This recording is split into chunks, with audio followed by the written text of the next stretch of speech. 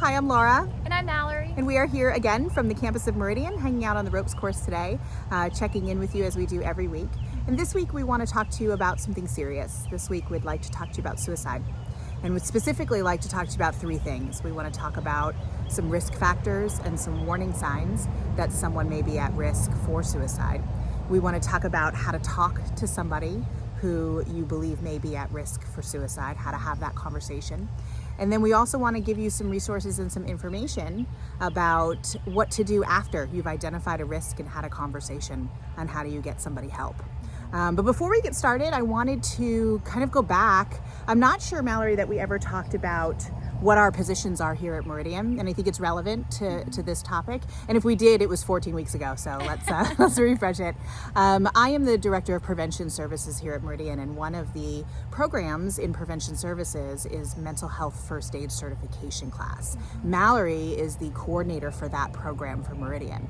And Mental Health First Aid, if you are not familiar with it, is a certification course that's very similar to like CPR, only it is for mental and emotional health, right? So the way that CPR teaches the everyday person who maybe isn't a medical professional how to respond if they happen upon a physical crisis to save somebody's life, right? To get that person from a crisis to the professional help. Mental Health First Aid is the same thing for emotional and mental health. It has an action plan, and it covers everything from depression and anxiety to suicide, non-suicide self-injury, substance misuse, and then even some of the more serious mental disorders like schizophrenia and bipolar disorder. It's a 6 to 8 hour course, and at the end of this video, Mallory's going to share with us an opportunity that's coming up next month where you out there could register for taking this course for free if it was something that you were interested in. So, and as a bonus, we'll be teaching it. So if you've enjoyed our video series, we'd love to see you there. But more information on that a little bit later. Mallory, can you kind of get us started with talking about what some warning signs might be and what some risk factors might be for ourselves and others? Yeah, so I think we'll start off with risk factors. So risk factors are things basically factors that put someone at an increased risk of completing suicide. And some of those include age. So there are two age groups that have the highest rates of suicide, and those are adolescents and older adults. So being in those age groups would put someone more at risk. Let's see.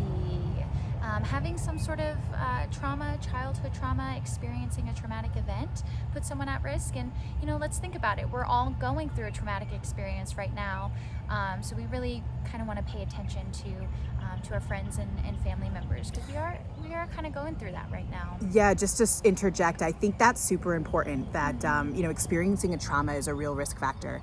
And we're all experiencing a trauma. I am, Mallory, as you are. We're living through a global pandemic, and so on some level we all possess that risk factor right now. Yeah. So it's an important topic to talk about. So yeah. Some other risk factors: having a mental illness. So having depression, having schizophrenia, having an anxiety disorder puts someone at an increased risk.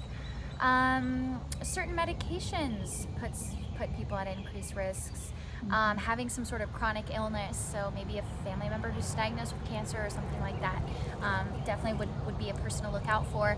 And then some other risk factors to really consider are having a previous attempt,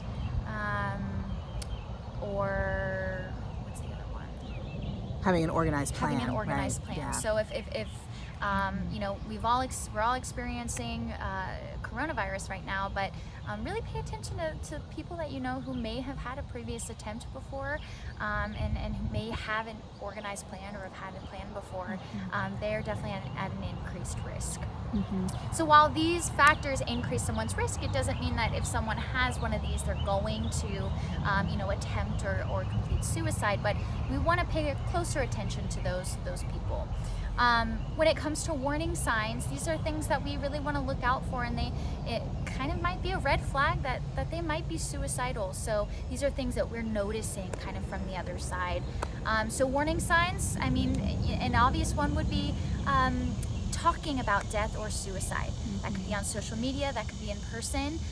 Sometimes it's direct, sometimes it's passive thoughts. So passive language, things like saying things like, it's not worth it. I don't want to be here anymore. I wonder what it would be like if I weren't here.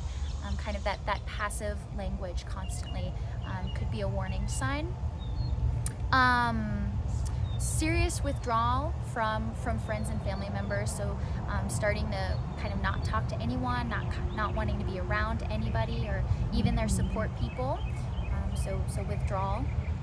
Giving away belongings or possessions, kind of as a last resort. Reckless behavior. So what might that look like, Laura? So people taking risks, right? Risks with substances or with activities that are risky to our physical health or our mental health, or even sexually risky behavior. Just anything that might have long-lasting consequences if someone is not planning on continuing their life.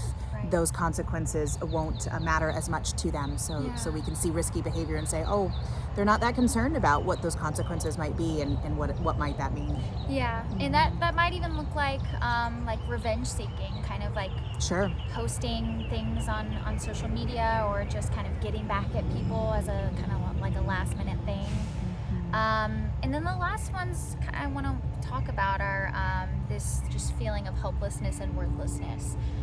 So feeling like there is no hope, and maybe they're not worth living. So those ones are tricky because they're not always obvious, and a lot of times people kind of hold those feelings in.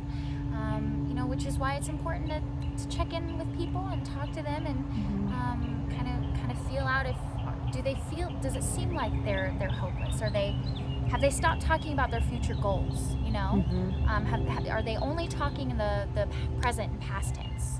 Things like that. Or when they're talking about the future, does it not seem to include them? Yeah. That's another thing too. And I think you said something important when you said it early on, you talked about these vague references, right? And then just now you said that stress the importance of talking to people and having conversations. And I think that's where it gets tricky for regular everyday folks, right? So if you're saying something that is, setting off warning bells for me, or you've posted something vague on social media, I think a lot of people doubt that initial reaction they have, like, oh, does this possibly mean, and then it's very awkward and uncomfortable, and we don't know how to approach somebody about that, right? So I would just encourage you that human beings, we're built with intuition and we're built with a gut check. And so if something pokes at that for you, it could save somebody's life if you allow yourself to go out of your comfort zone. One of the myths about talking to somebody who may be thinking of suicide is that if you bring it up or you say the word, that it could give them the idea.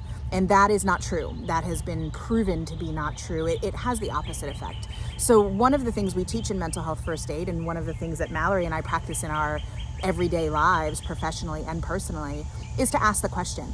That if somebody says something that makes us wonder, we look right at them and say, do we need to talk about suicide? Are you thinking of killing yourself? Is this something that we need to talk about? There's a couple of ways to navigate that situation. We want to avoid treating vague with vague. So we want to make sure that if somebody says, hey, I don't matter, I don't want to be here, that we don't say, are you going to hurt yourself? Because hurt and kill are two different things. And that person in crisis might be defining those things different ways, right? And so we want to say what we mean, and we want to shine a big light on what might be going on with that person. And we want to do that in a way that's calm and collected and shows that we can handle the answer, even if that's not how it feels on the inside. You got to kind of fake it till you make it. But I encourage you to have those conversations, and have those conversations even when you don't think it's your business, even when you think maybe you're not close enough to that person to have that conversation. You don't necessarily have to be the person that takes the next step with them, but talk to them, ask them. I do that so much in my friend group that when my friends are complaining and lamenting to me, sometimes they almost make fun of it. They almost are just like, and Laura, no, I'm not thinking about suicide. My friends do that too. Right. Because I ask every time, like, listen, like my friends and family know, like you can't say questionable things to me without me saying like, hey, okay, cool, like I'll hear you vent, but do we need to talk about suicide? Is that part of this conversation today? And they'll go, no, that's not part of this conversation today, but I am feeling this way. And then we can talk about that, right? So Laura, if someone, if someone reaches out, or if you reach out to someone and they let everything out and say, you know what, I am feeling that way. Yeah. Most people don't know what to do, right? Right. So what do we do? Well, first of all, if someone's actively suicidal, we would treat it just like, if someone were unconscious and we're performing CPR. It's a crisis situation. We want to stay with that person. So if someone's actively suicidal, if you talk to them and they kind of spill everything and maybe even they have a plan. And you can ask about a plan. Yeah. So if you say, hey, do we need to talk about suicide? That answer, when it is yes, comes in different forms. It comes in, I've thought about it. It comes with, I don't need to talk about it, and that could suggest because they've already made a decision. Sometimes it comes in just tears. Yeah. Sometimes, but you'll know if it's an affirmative answer. And then we know, because Mallory shared with us, that a huge risk factor is having an organized plan. So that's maybe the next question. Like, have you given thought already to how and when? And again, this doesn't help them come up with an idea. This helps you learn how to keep them safe in that moment until you can get them to professional care. Right. So how do we get them to professional care? Professional care.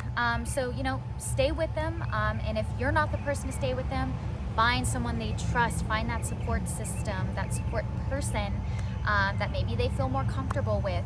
But the actual numbers to call, first number, if you can't think of any, you could always call 911. Absolutely. Okay. You could even specify that it is a suicidal situation. It is a mental health crisis, and you can ask for a specific mental health team to come out there. If you live in Alachua County or the city of Gainesville, there are ride-along teams where they can dispatch somebody with the police officer who is a licensed mental health professional. So that's a nice benefit. You could call the Alachua County Crisis Center. So that is only for Alachua County, but it's a crisis center. It's a team of mental health professionals whose job is to go out in person to mental health crisis situations. Meridian has the mobile response team. So basically all the other counties. all the other surrounding counties that are not covered by the Alachua County Crisis Team, we cover like all of the surrounding counties near Gainesville. So the mobile response team would be a number to call. You could call the National Suicide Hotline. This is a team of professionals to help guide people through these situations. And maybe you call them and maybe they give you a suggestion of calling your local crisis team.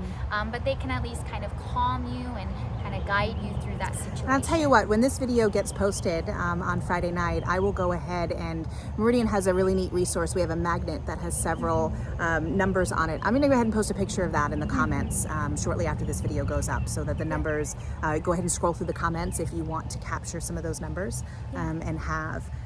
So there's an opportunity we mentioned earlier in the video about a class coming up that covers this in greater detail, plus all of those other wonderful things that we talked about. So Mallory, you want to give us some information about that? Sure. So we are hosting a community mental health first aid class on Saturday, July 25th. So it's going to be a blended option. It'll be a 2-hour self-paced online portion that participants would do online prior to the class, and then the in-person class about 6 hours or so on that Saturday. Meridian is going to post a Facebook event about that community class, and just keep in mind we are really careful about making sure that there's distance, making sure everything is sanitized. So of course go to the class if you're comfortable with that, but we do take all of the safety precautions, and we're limiting the class to only 10 people. So each person's gonna have their own table and they're gonna be spaced out. So act quickly, because there's not a lot of seats, but we'll do it again, and we'll continue to do it because we think this information is important. But in the meantime, reach out if you have any questions. Meridian is by your side. We are open for business. We have telehealth appointments, in-person appointments, and we can answer questions that you might have. If that's the only reason for your call, that's fine. 352-374-5600. Get connected to our access center, and let us know in the comments if you're interested in coming to class. We hope to see you there. Take care of each other, take care of yourself. Bye. Have a great week. Bye.